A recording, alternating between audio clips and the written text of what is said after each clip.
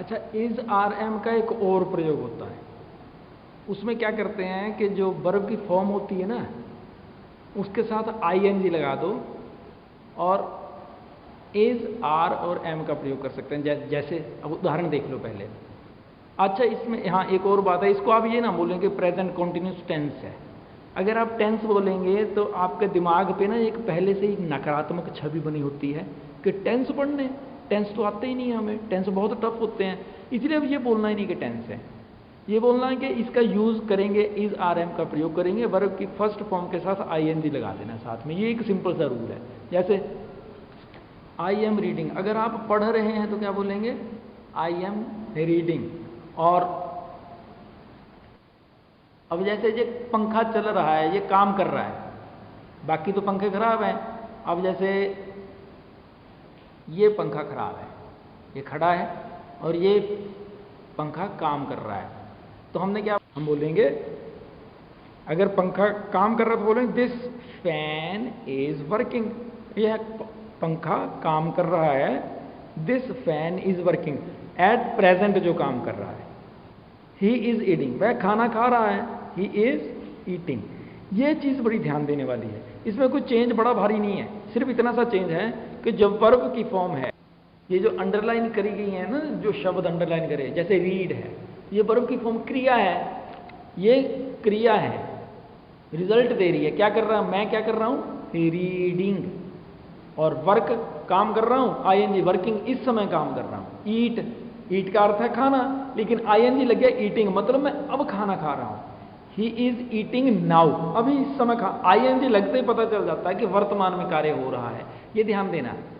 Verb की जो first form, जितने भी वर्ब की फॉर्म्स होंगी, जो उसकी पहली फॉर्म है उसके साथ आई एन जी लगना और इज आर एम का प्रयोग कर देना।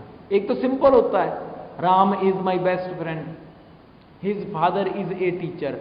और अब क्या कर दिया, अब थोड़ा सा चेंज हो गया, इज आर एम तो वही है, अब क्या कर दिया, रीडिंग। वर्ब की फर्स्ट फॉर्म के साथ आई एन जी लगा दो तो क्या हो जाएगा, वर्तमान में जो प्रेजेंट में काम कर रहा है, रहे हैं। He is reading, he is working, he is eating, he is dancing, he is studying, he is swimming, he is कुछ भी, वट एवर। देखो, दे are playing.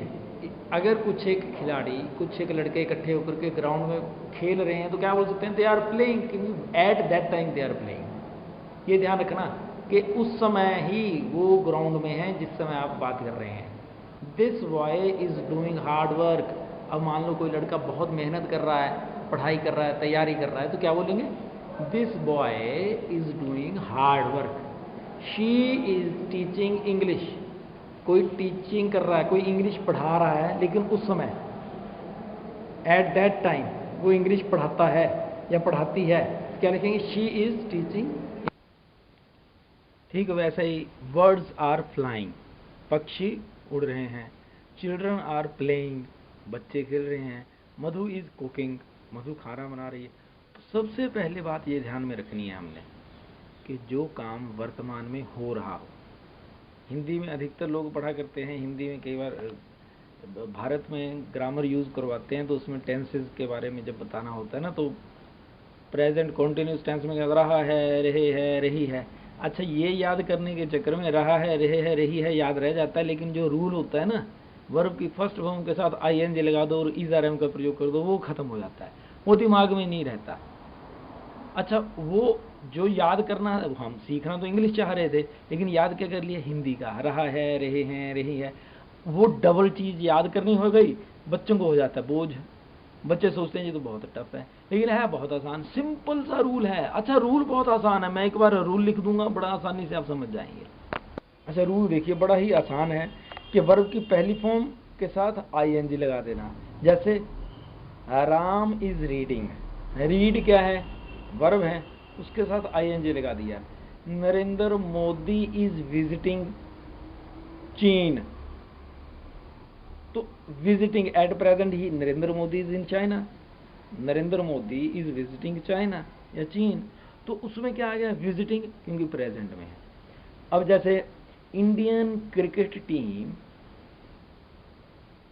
Is visiting West Indies, या Indian cricket team is playing T20 cricket matches in United States of America, is playing at present में जो, अगर present में नहीं है तो फिर चेंज आएगा, इज आर एम की जगह क्या आ जाएगा, वाज और वर, वो हम बाद में कर लेते हैं, लेकिन इज आर एम, जैसे इज आर एम का प्रयोग करा वो प्रेजेंट अर्थात वर्तमान को दिखाता है।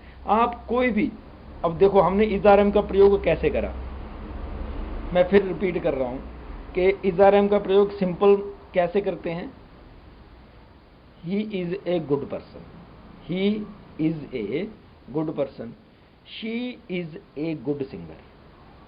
अब उनकी किसी भी पर्सन की क्वालिटी बता दी, सिंपल इंफॉर्मेशन दे रहे हैं हम, है ना,